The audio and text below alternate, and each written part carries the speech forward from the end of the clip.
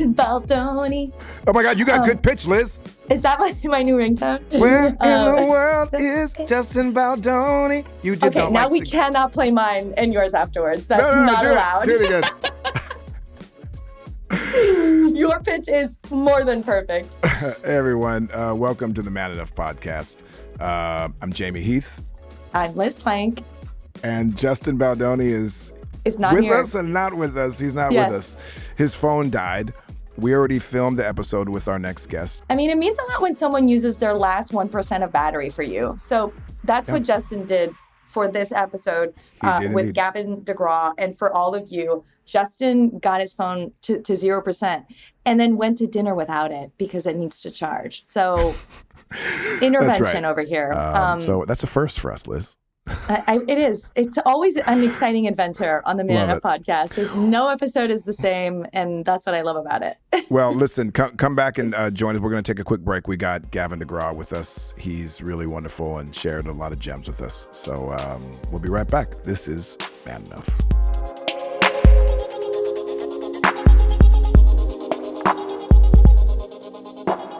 This podcast is sponsored by BetterHelp Online Therapy. Hey everyone, it's Jamie Heath from the Man Enough podcast. And you know, like I do, that life can be overwhelming. And many people are burned out without even knowing it. Symptoms can include lack of motivation, feeling helpless or trapped, detachment, fatigue, and more. And for myself, I get really impatient when I'm burned out. I'm a person that has to juggle a lot of things at once. And it's just what comes with having a business and having a family. And I want to be present with my family. But some days I'm just so exhausted. It's hard to even figure out what I want to eat, let alone how I'm feeling. It's a disorienting experience, but I know it's important to make time for me as well. We associate burnout with work, but that's not the only cause. Any of our roles in life can lead us to feel burned out, and BetterHelp Online Therapy wants to remind you to prioritize yourself.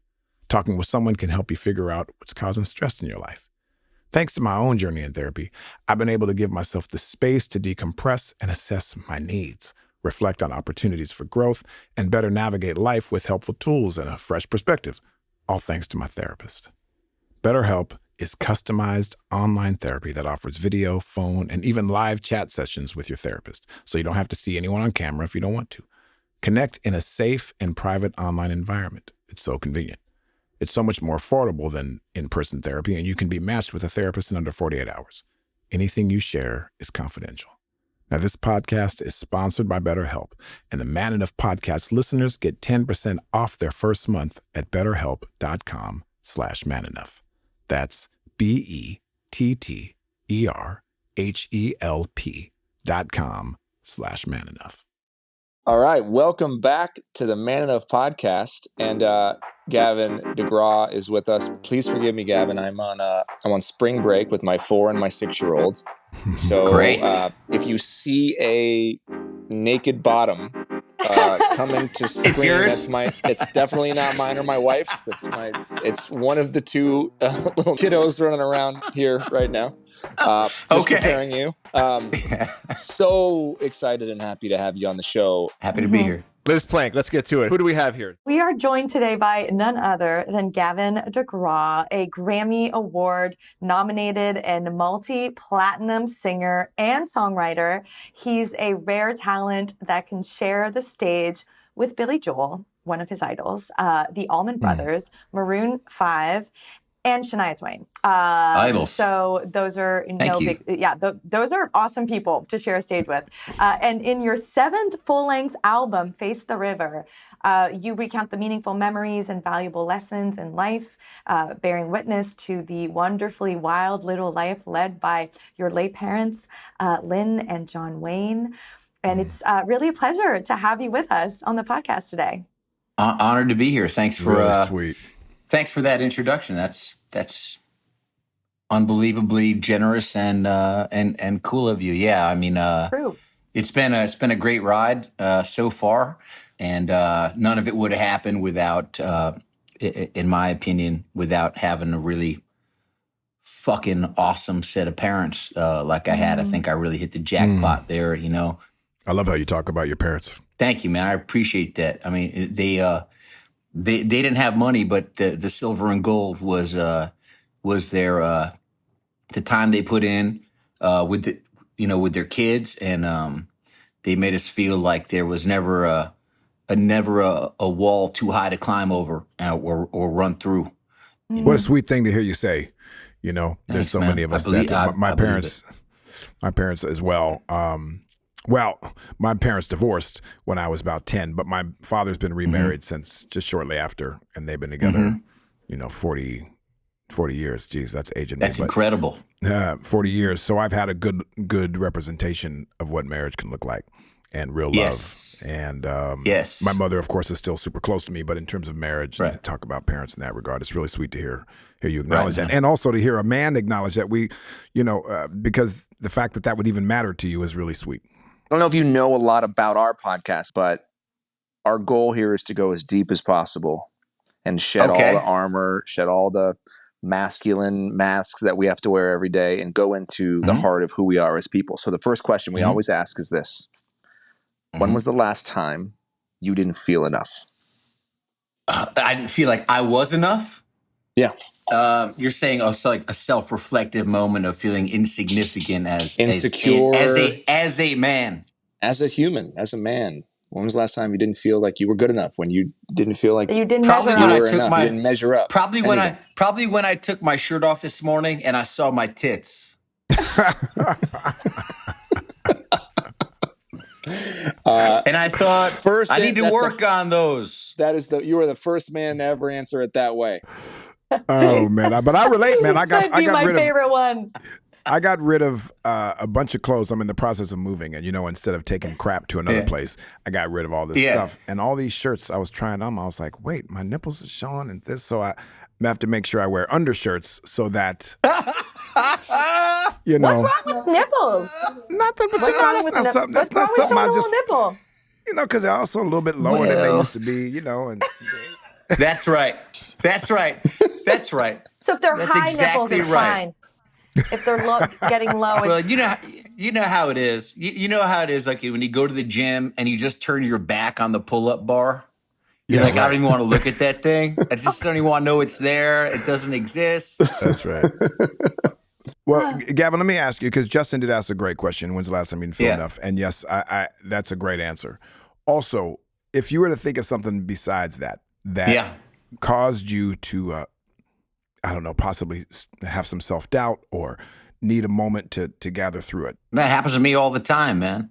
I mean, I think as a man, I think men in general live in a constant state of insecurity for the most part, because we know that there's a level of expectation in being classically what a man is expected to do, be able to do whatever, So, there's a little bit of wannabe superhero in each and every one of us, and we, those are expectations that are out there that we feel are, some things that we want to be capable of. Well, I'm a die trying kind of guy, of course. If someone said, well, you can't do it, well, I'll be the first motherfucker to be like, oh, really? So, that's my motivation. I thank every person who ever told me I couldn't, because, they helped create the chip on my shoulder that made me want to do it that much more. So I think it's okay to have levels of insecurity paired with a level of, arrogance. Mm-hmm. You know what I mean? Yeah. There has to be a pairing of those two ridiculous things, because there has to be that other thing in you that's like, I could figure it out. I'll figure it out. I have to fucking figure it out because I don't want to feel like this, like I can't do it. I have to be able to do it. It's like, you don't want to be the dude who can't hammer a nail. So why is that? So Gavin, I'm just curious. So why is that? Why do you think that is? And why is it so bad to be the guy who can't hammer a nail? The second worst thing you could be is incapable. The worst thing you could be is a coward. But the second worst thing you could be is incapable, right? So everyone wants capable. Capable is required. Now, it doesn't mean that it has to be capable across the board of every single thing, but we need to have levels of capability, right? Because otherwise, what service are you providing? It's in order for society to function in a certain way, we have to be able to look at someone and go, well, well, that's the person who can hammer the nail, right? We all have our task, our talent, our skill set, our job, career, whatever, or the thing that we identify with that gives us value, personal value. And I think that's okay, So, and I think it's okay to go, well, I could hammer a nail. Be like, can I hammer a nail? I don't want to miss the fucking nail, hit the board, I don't hit my hand. You know what I mean? But I also think the sort of pressure that men face to be capable and to show that, right, at all costs and not ask questions and not ask for directions, right? Actually, do you think that sometimes it makes you less capable because you have to kind of have that overconfidence or kind of figure it out on your own when, if you were able to show vulnerability and ask a question, you'd actually be more capable? That could work. I mean, I'm bad at everything, but I'll try it all. You know what I mean? But I don't want to build my own house. I mean, I know I'm a shit carpenter. So for me personally, even with music, I went off to college because I was told I should. I'm going to these singing lessons, and I thought the process was real peculiar, and I wasn't feeling it. And I told the teacher, I'm not feeling this. It seems like nonsense to me. And she said, well, I feel like you're the personality type that just wants to learn on their own, and you probably will learn better on your own. You got just that personality type. But, maybe my ego couldn't handle the way it was being taught to me. Maybe I was too sensitive at the time, the way it was being told to me. So I think that there's that too, And it seems that your dad also championed that about you, right? Because I was reading you went to school a second time, quit 2 times, and your dad supported you and gave you a lot of love and praise for the fact that you were able to really go after what you wanted in life, right? Yep, absolutely. My parents were really both musicians, right? And so that was really a big part of the culture in my household was the arts. My parents were at Woodstock together. My dad was at Woodstock with my mother in 1969 with his draft papers in his back pocket for Vietnam. They had a really complex love story as childhood sweethearts. He went off to the military. He gets stationed in Texas, then he gets sent to Germany and ends up riding out a few years there and then sent home, avoids the war completely, thank God. My mother went off and to college and got married to somebody else. So their lives took big major turns, and when they finally got back together, he quit playing music and kind of got a normal job and stuff like that. And when I asked him when I was about 20, we went to the local garage. He went to pay the mechanic. His name was Frankie Stratton. Fucking great guy. And, it's a small town. So when you don't have money in a small town, they say, pay me when you get the money, and we're all neighbors, right? So my dad finally got his money and he went and he paid Frankie. We get in the car and we go to drive to my dad's parents' house, another mile up the road. And as we're driving, I says to my dad, hey, Dad, if you could change anything about your life, what would it be? And he said, well, I never would have stopped playing music. So without hesitation, he had his answer, right? What he would change. And my dad was probably the age I am now when he said that to me. Yeah. Can we talk more about your dad and that relationship? Because I think for a lot of men, going into the arts and being creative and being an artist, right, is not necessarily encouraged because it isn't this, you were talking about capability, right? Doing things with your hands and making things and making a lot of money. That's not necessarily a guarantee with being an artist. So, no. So did that ever come up for you? That, or was he very sort of encouraging of that artistry for you as a young boy? Very, very encouraging. And when he said that back to me, he said never would have stopped playing music. I thought, I don't want to be the older guy sitting in the car thinking, man, I wish I would have chased my dream. And I won't be able to, knowing that he was willing to tell me this so candidly, I'd be doing myself a disservice not to at least prove to myself that I couldn't make it happen at all, right? And so what happened was ended up dropping out of my second school.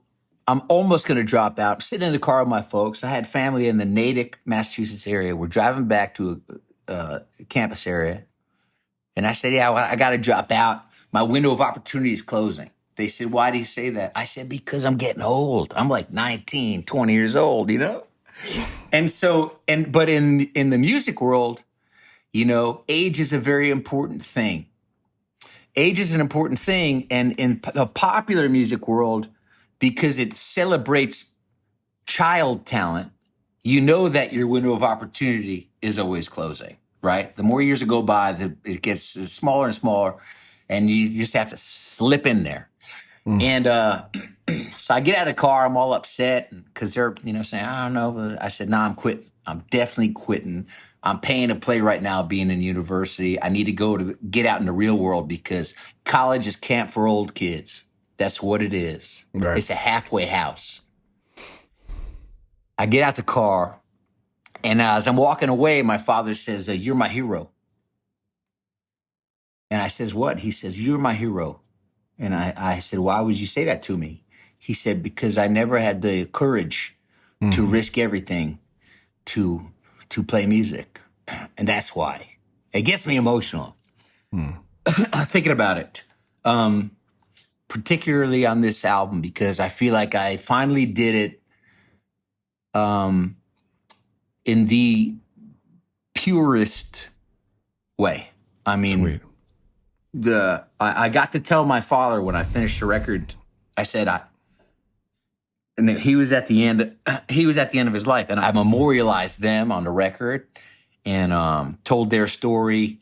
And you know, I wanted to celebrate them. You know, I want to celebrate my folks. I want to celebrate my family. I desperately wanted to legitimize all their dreams of being artists. You know, they were all artists. And I thought, I want to validate this. I want to validate this. Do you feel like you did that? I do now. I do now. I didn't before. Gavin, can we talk about that? You know, that you know, are you comfortable talking about grief and losing your parents with us? I mean, I'm as comfortable as I can be, you know, and that's one of the reasons we waited so long to put the album out, is because I wanted to let it breathe. Because I was just too close to it, you know, when I finished it, and I there was no way I could have said upon finishing the record, all right, let's go out on tour and, you know, play these songs. I was just too in it, you know, emotionally. I think for a lot of men, grief is a really difficult thing to go through, you know, and I interviewed a lot of men who told me, you know, no one really touched me. No one really, you know, it's a lot of asking me about the logistics of the death, but not necessarily how I'm feeling as a result of the death. So I'm just wondering how that experience of grief as a man for you was. Well, it was a lot, you know, I'll just reel it back for a second. Let's see, it was September 1st, 2017, my mom passed. And that was, and then 2 weeks later, her mom passed, my grandma. And then 6 months later, my granddad died. And then, so it was just a lot happening. And, but immediately following her passing, I wrote a song called Hero in My House. And, because you realize particularly the significance of a personality in your life when they're not there anymore. And I wanted to celebrate their significance and to point out the sacrifices made, how they are the sun in your world. And so, you know, when you're looking at that and you're thinking, oh my God, I've been so protected, you know, because of this person in your life. There are, you know, the difference between like my mom and my dad would be, my dad's advice to me was always run to the lion, right? If you're scared of something, attack it, right?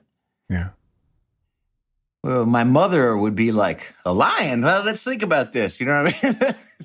You know what I mean? Can we talk about your mom, Gavin? That's not happening right now. I know. You know? Can we go and talk about your mom and what she meant to you? And like, what did you learn from your mom about what it means to be a man? Oh, man. She was an RN. She was a nurse, and then she wanted to get her master's because she thought, if I get my master's, family will make a little more money, we'll this and that. But there's no way to pay for college. So then she signed up. She joined Army Reserve. So then she's working. She's in the Corps, and then, she's getting that college money together. So she's working full time. She's going to school full time. She's going away. Taking trips to out with the military. Here and there for training. She's driving an hour each way for work every day. You know what I mean? She was just run ragged. But sheltering us all from that, you know? You didn't even realize how the struggle that this woman was going through and this selfless sacrifice happening day in and day out right in front of you because they don't want to expose you to their torment of just survival. Yeah, I'm interested because you speak about your parents with such admiration and love, and speaking about your mom. Now to pivot a little bit, I am someone that desperately wants, I think all of us, want the world to look different. And I have two boys. I got two girls as well, but I got two boys who model their lives a lot after me.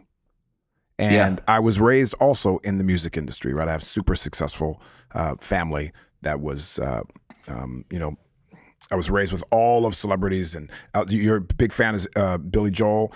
I mean, I was in the studio under the piano while he was recording his record at my family studio. Get out of here. Right? Yeah, I have a lot of amazing, cool stories, right? So I was raised in this industry as well. Hold on, Jamie. Jamie's a big deal. Gavin, do you know Jamie's got a Grammy?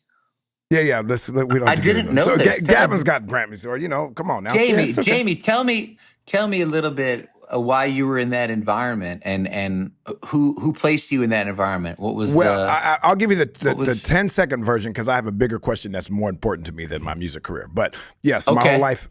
I was born and raised in a family that was super successful, producers, songwriters, artists called Sills and Crofts that had a lot of hits. Summer breeze makes me feel fine. Oh, yeah. And all that. Summer breeze makes me feel fine. Yeah, of course. But you know what I've learned, because I've come from this life, I've learned that there's some amazing things that come with it. And then there's some, I'll just call it toxic things, that because of my success, because of my reach, I was able to engage in things that many other friends were not. So I was dealing with this dichotomy of wanting to be a good person in the world and also being fed all this opportunity and not always upholding the standard that I believe men should be or that I'd want my children to be.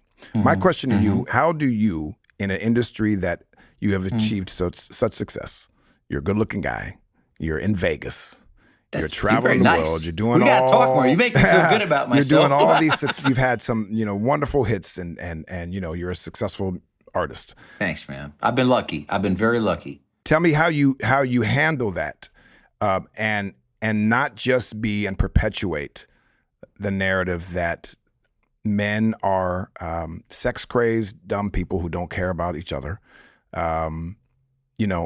What do you do, or do you feel differently than that? Do you feel like there's a responsibility in your life to represent what men can be in the world and how we can champion humanity? Wow. Big, beautiful, deep stuff. I definitely don't have all the answers here. That's the point. Yeah, right. Exactly. I think to speak to it the best way I can, everybody wants to be able to be a little bit of G.I. Joe, but like a little bit of charm school, and like the gentleman. As I've gotten older, I've found myself enjoying and appreciating more what you classically call a true gentleman.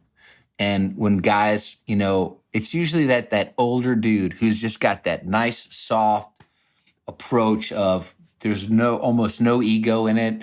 They walk in, they make you feel like you matter to them. They make everyone feel like they matter to them. Having the right amount of tenderness is key, right? But you also want, at least for me as a boy, if my kid is capable, not everybody's an athlete, but if they're capable, I want them to be able to, I want them to be able to stand up for somebody if need be, and even if they're not capable, they should, because I also don't believe that the world is worth living on it if you're not willing to get knocked around on behalf of a principle if it matters to you. And because, like I said, there's nothing lower than a coward. I really believe that. What's a coward? I was about to ask that question. Yeah. Liz. What's a coward? There we go. Gavin? Yeah. What's a coward? Well, I'll give you an example. Just because you can't win doesn't mean you shouldn't engage. And that's what I mean. Because, if you see somebody get knocked around by 3 people and you're there, you just should not stand for that shit. And, and it's not about winning. It's about having a principle. You just don't let people get their ass kicked by themselves like that. That's just personality type of mine. It's not for everybody, but I can't watch it. I can't watch it. And because it's just so wrong. Yeah. And so, that to me, that's a coward. I think it's such a great definition because I think the definition I think I've heard a lot of men talk about is like standing up for yourself. But what you just said is standing up for others and standing up in service to others. That's correct. Yeah. Because we have a tribal responsibility to each other not to put up with becoming victimized by whoever's the meanest or whoever's flexing. So I don't want to live on a planet like that or in a society like that. So if you're not willing to get involved, don't get me wrong. Of course, there's scenarios where you're like, this is clearly a private matter. You know what I mean? But, I don't want to live if I have to, train myself to make that feel normal to me to not help somebody getting their brains kicked in. Sorry, I don't want to be in that society. That's not a society. Gavin, I'm curious. I got a question around that. I agree, by the way, completely. I recently had a conversation with my children because they're getting to the age where, believe it or not, at 4 and 6 years old, bullies are starting. It's also emotional. Big time. So, talking, and for years I've told my son the strongest muscle in his whole body is his heart. But now we're getting to a place where, not too long ago, one of, his 4-year-old friends was chasing my daughter around who's 6. And we had to have a conversation around stepping up. And, while his sister doesn't need protecting, if he ever sees something, he must say something. And not only that, if they talk about girls, they got to stand up and he's got to say something. And it might be very scary because he's maybe not the biggest kid in the class or they might be mean to him.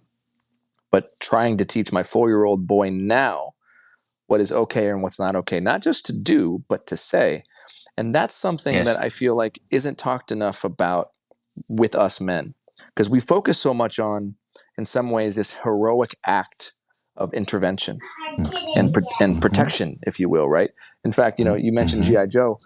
I believe a lot of us men have these kind of almost strangely perverse, heroic fantasies where we imagine us being the saviors to people in our lives because it helps us feel like bigger, stronger men, like we mattered.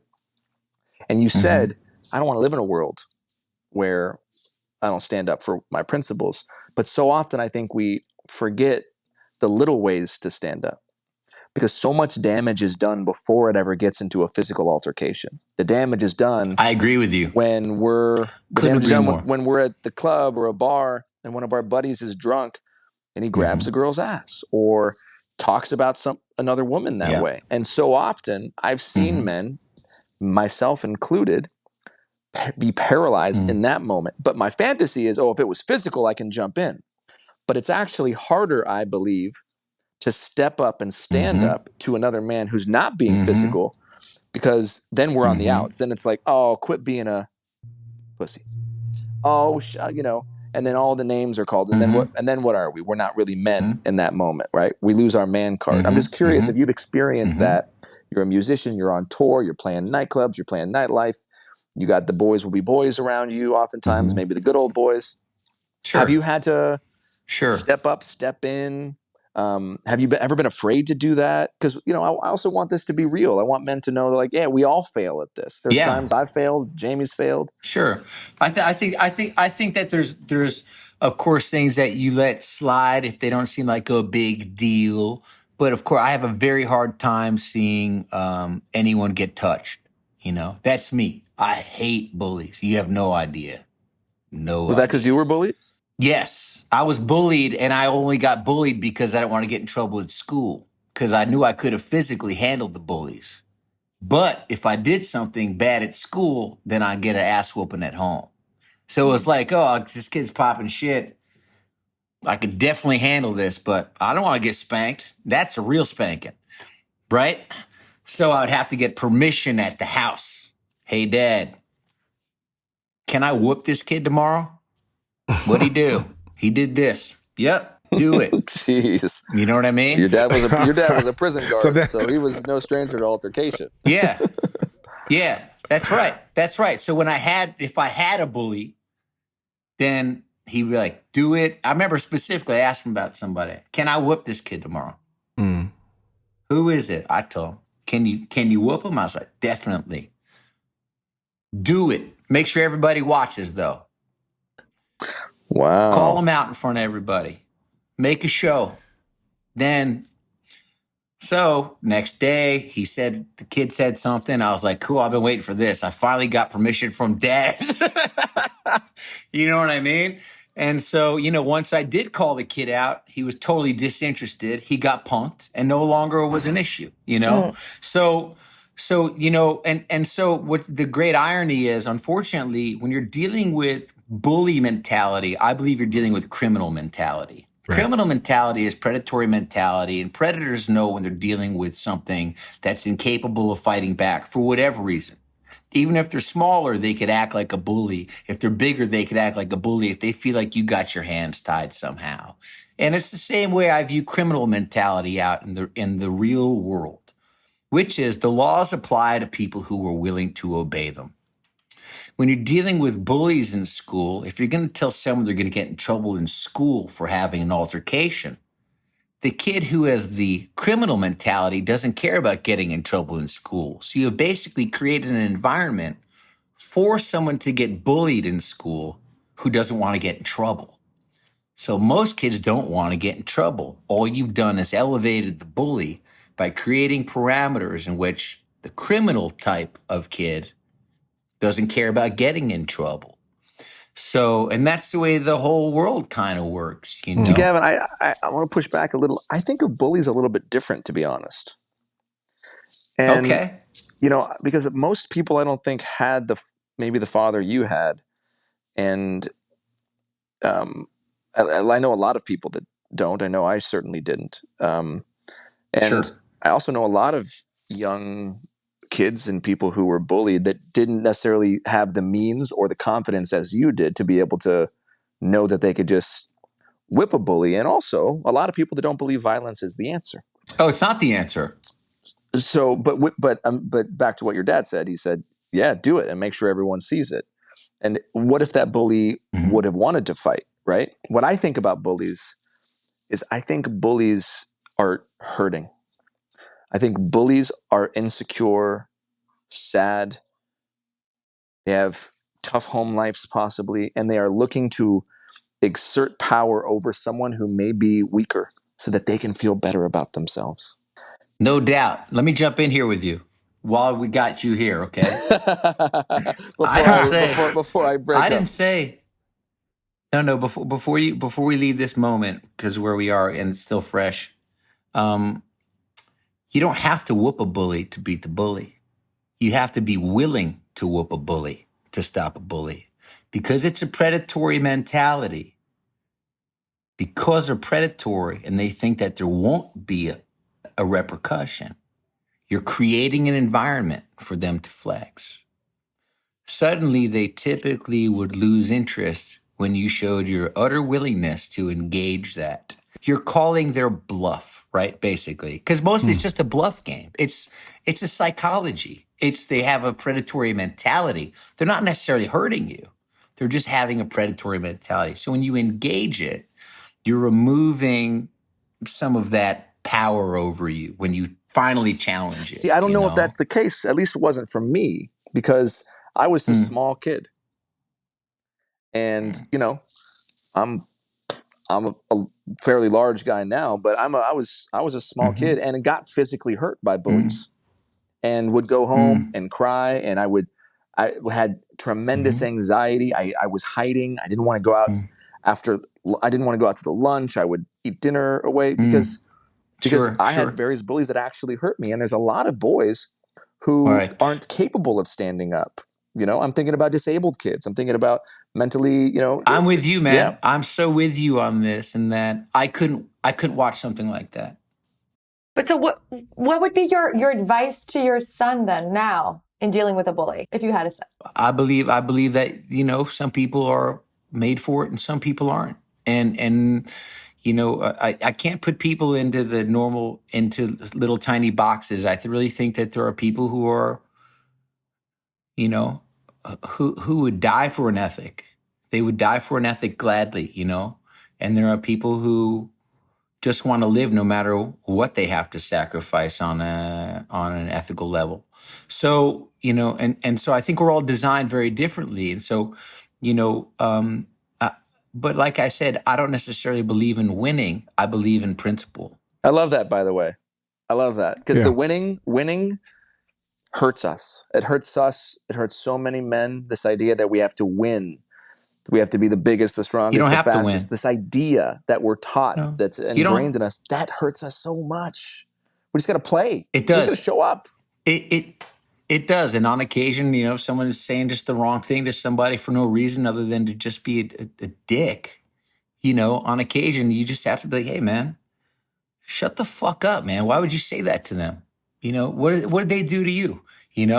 And I think it has to do with a lot more. And because you're talking about your kids, I think one of the problems with child rearing in general, the way we're raising children in general, because we put so much value in, children have been sort of brainwashed into thinking that, you be nice to adults. Now, there may be some value into that, but I think kids are a little bit too brainwashed to say yes to things that they don't want to say yes to just because an adult is saying it. And I think that we're doing them a disservice in their early life by not freeing them up to say no more often. Well, I'm excited for you to have kids, Gavin, because when my kids were 2, they sure as hell said no all the time. and why not embrace that, right?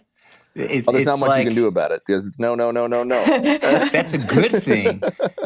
That's a good thing, I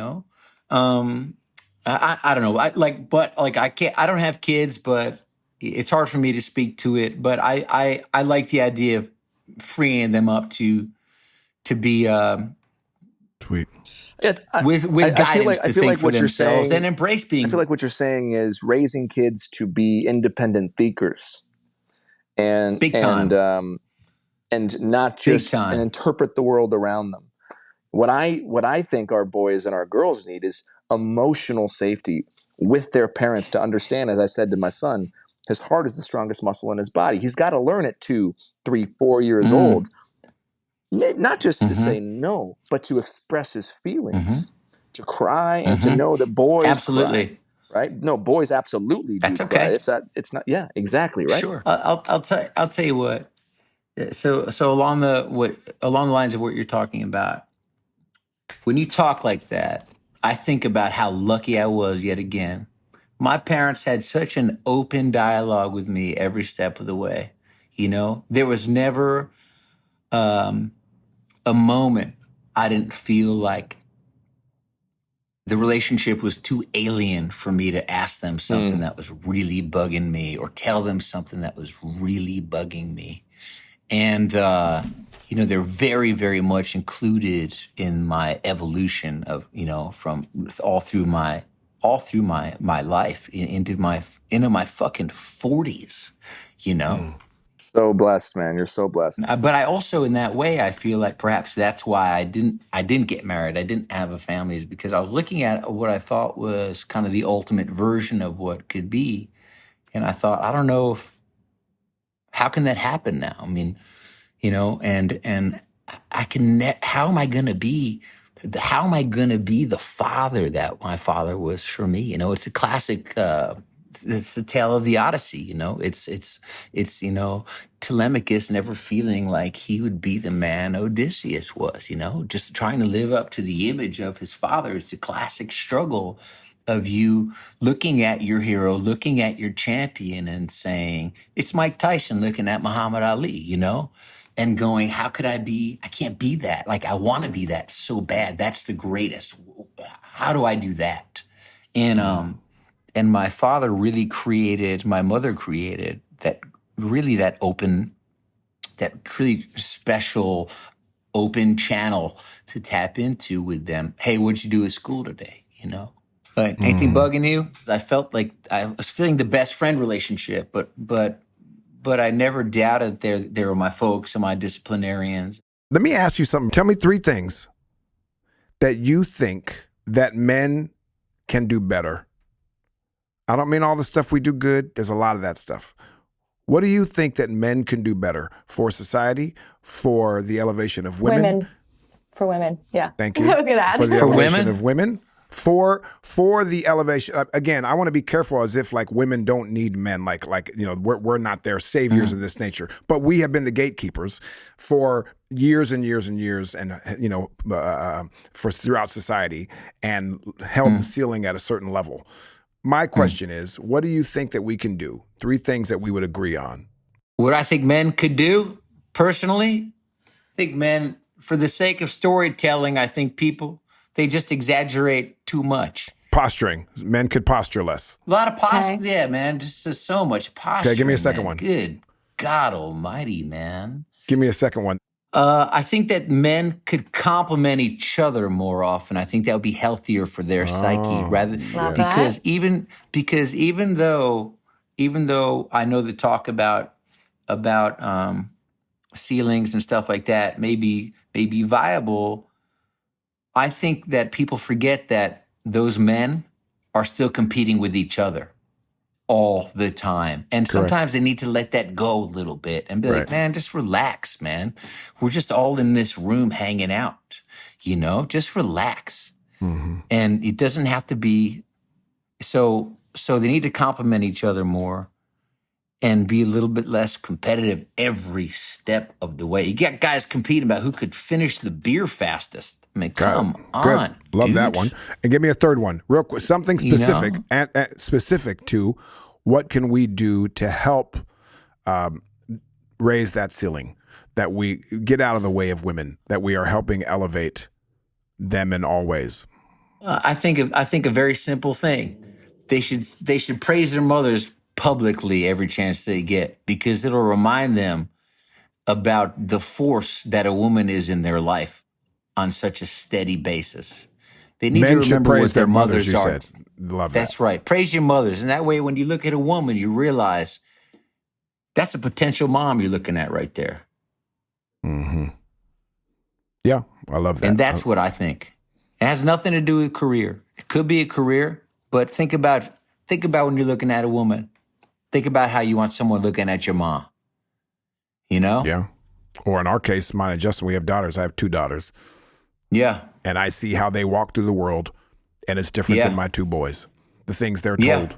I got a boys 6 and 4 years old, and the one that's almost 5, my daughter. You see her. Yeah. People come around here like, oh my God, you're so pretty. You're so cute. You're so wonderful. She's 4.5. This is what they tell her. Pretty, cute. You must dance so good. Do you like ballet? They see my son. Oh, you look so smart. Oh, look how great you are at this. They're all complimenting other things about him. Let me tell you, with my man, daughter, it's physical things and perpetuating in her mind. Already I can see what the world sees her as, And that's disappointing. And that's disappointing. So we have to, someone like you has to actually change that behavior. And I would add a fourth, praise a woman that you're not related to. Love that. Because they're people too, and you can see how they're being treated, and also reflect no on doubt that. about it. Yeah. So, but I love these. I love these, Gavin. Yeah, really great. I agree. I agree with that too. And I want to point something out. Something that bothers me. We're telling these young girls that they're princesses. We're creating this thing, this fantasy that they're a princess. Oh, and you're going to look for the king in the castle. And we're painting an expectation. Why does that have to be the goal, to be a princess? You got to meet the richest guy in the world. Is that it? And then when they're 20, we're telling them money doesn't matter. What?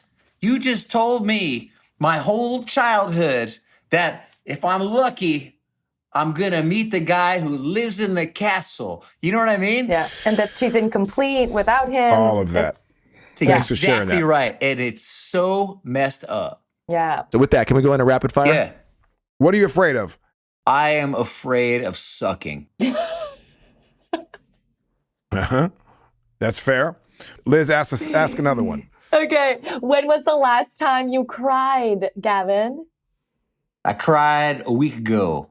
What'd you cry about? My parents. My parents. Cried thinking about my parents. Yeah. When was the last time you apologized to someone? About 3 hours ago. It was my dude he was at the elevator. He stood there for like 10 minutes. I was like, dude, I'm sorry. I didn't know. Oh, right. Got you. Sweet. Okay, Justin, do you want to do the time travel question? Oh, you know what? There was a moment here. I want to tell us just because it's something that bugged me for years. I made a record years ago, and I had never worked on a record like this before in this way. I was a bar guy, playing music in bars, and I ended up in the studio with this fella, and he was super talented. And I wasn't sure the record was going the way I wanted to. I never heard myself sound like that. I was really uncomfortable. And I know I just tortured this guy, this producer. And I was young, And like 10 years went by, and it always bothered me. And one day I picked up the phone, and I said, hey, man, I'm so sorry. Now I realize what you were having to do, and I just want to let you know that I really appreciate that you got through with me, and I just apologize because I know that must have been so fucking hard for you, It's great. And he really appreciated it, That's something I carry with me now is kind of keeping that mentality on it. It's never too late to apologize if you can, if they're at all, if there's any way to contact them. Right. Well, that's great, man. That's great to hear that you did that. That's a great example. All right. That's right. You have a time travel device, Gavin. Okay. You get to go back in time, and you get to tell your younger self something. What is it? Fuck. I don't know. I mean, that's so heavy. It's not always going to be this hard, Mm-hmm. Nice. Yeah. All right. So now Yeah. you get to go forward. You get back in this time machine. And let's fast forward 40 years, 50 years, right? And you are at the end of your life now. And everyone in your friends and those that you've left behind, kids if you have them, siblings, all that nature, come to your funeral, and they're going to say something about you, right? You're a ghost there. You get to listen to what all these people that you've had impact on. What do you hope that they would be saying about you? His new record was terrible. Okay. Perfect. You don't want that. That's a cop-out. Come on, Gavin. What would I have them say about me? Not have them. What would you hope? You lived your life, man. You've left your mark, your footprints, your legacy that you've left behind. What would you hope that they would say about you?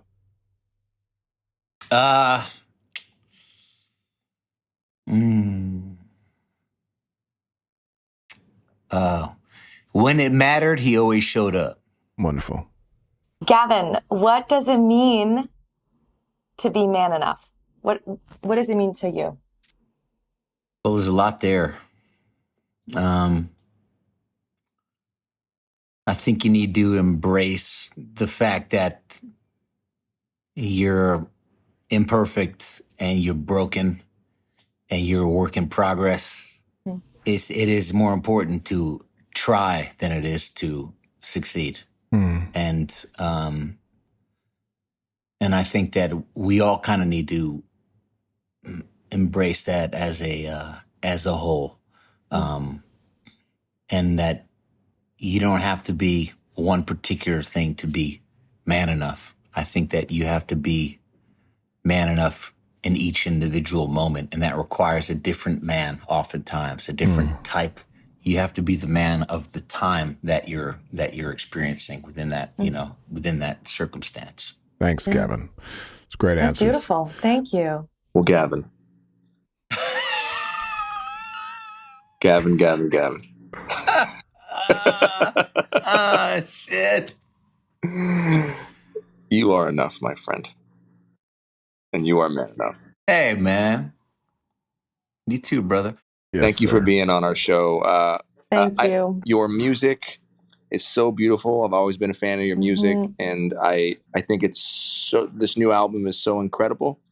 And what you have done for your parents, the fact that you could give this gift to them before, especially before your dad passed, is so beautiful. And I hope that it has been helpful in your grieving process.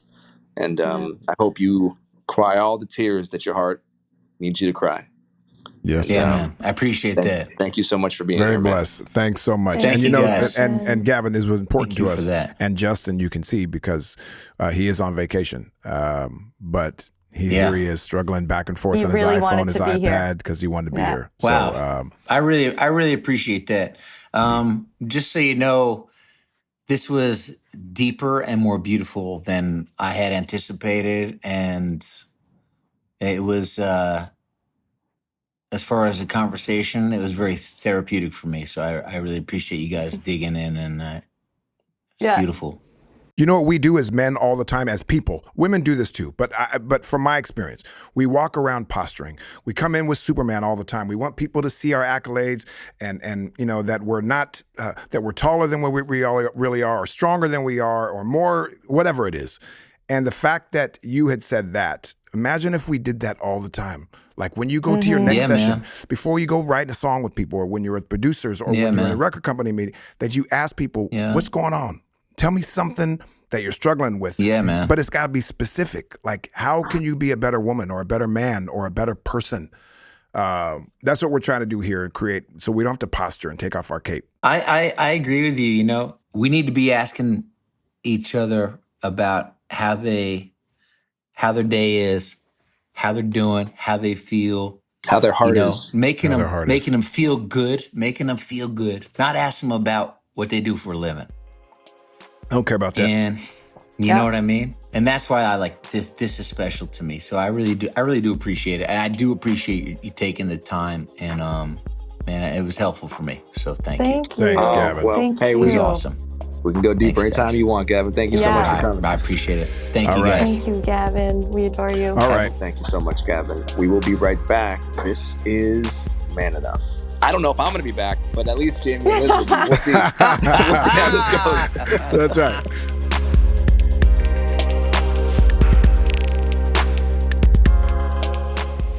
Well, Liz, hey everybody, welcome back to Man Enough. I'm imagining the music to get in it. Is the music going? That's right. Where's Justin? Justin is having a mental breakdown. Justin is going His to dinner. phone. We've convinced him to leave his phone. He did the entire podcast with like an empty phone battery. And so he's charging his phone. And actually, this was a whole plot to get Justin to go to dinner without his phone. Was to record the podcast, drain his entire battery, overheat his phone. And now he's going to have a pleasant time with his family. But he made it through the interview with Gavin. So here we are. He really did. We're going to wrap it up real quick, you and I. Yeah. It's always fun when Justin's not with us anyways, you know? I know. It's fun. We get to talk about him. We get to talk bad about him, his beard. His beard. I like it. You do, don't you? It's not that bad. I'm sorry. It is good. It looks good. I love a good beard. All right, good. All right. You know what? Gavin said we should compliment men to men. So I'm going to say, Justin, I love it when you don't wear your beard. You have a beautiful face without that beard. All right. Anyways, Liz, that was really sweet to talk to Gavin. We got to learn. I love how he talked about his parents. That's out of everything he shared, it was his honoring of his parents. He loves them. And I think I've read so many books about gender, and I think about this stuff all the time. I think Gavin thinks about a lot of different things than me and produces magic and creativity that I could never. And I think that he drops some gems and he did.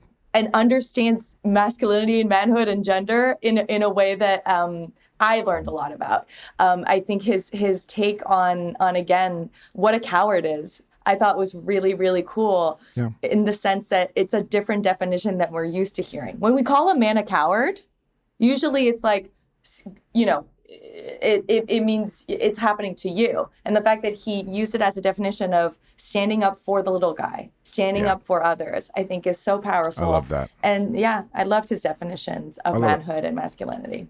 And I learned that, you know, we have different perspectives, and he had great thoughts to share. Loved it. Yeah, it's all about humanity. All right. Well, Liz, where can they find us? Oh gosh. That is not my emotional labor. Oh my God, you got it. No, but I feel like you have held it so well that I don't actually know what our website is. Oh, you don't know manenough.com/podcast? Is that what it is? You just said it. Oh my God, look okay, at that. Great. You're so brilliant even when you're not. By osmosis. Thinking. But listen, if you like what you heard, come back and listen to another episode. You can find us at manenough.com/podcast. You can follow us on Instagram and Twitter and TikTok. What's the other ones? TikTok and all those cool stuff. Stitcher, Apple Podcasts. YouTube. You can watch us on YouTube. Yeah, you can. You can. Oh my God. See you next time. This is Man Enough.